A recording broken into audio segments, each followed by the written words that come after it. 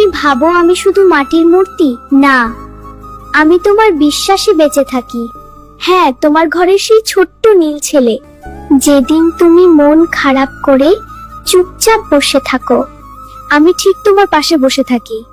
তুমি দেখতে পাও না, কিন্তু আমি তোমার চোখের জল গুনে রাখি।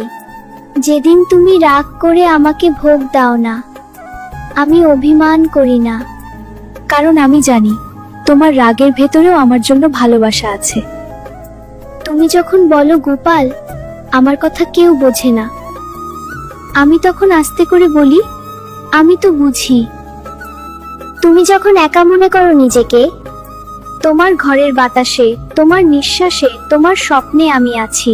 আমি বড় অলৌকিক কিছু করতে আসি না সব সময়, আমি শুধু তোমাকে শক্তি দিই, যাতে তুমি নিজেই লড়তে পারো। দুঃখকে ভয় পেও না, আমি যখন তোমার পাশে আছি।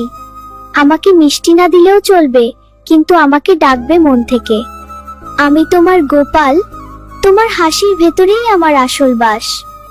আজ যদি এই ভিডিওটা দেখে তোমার মন একটু হলেও নরম হয়ে যায়, তাহলে বুঝে নিও আমি তোমার কাছেই আছি। একটা লাইক আমার তোমার কাছে আসা সার্থক হবে।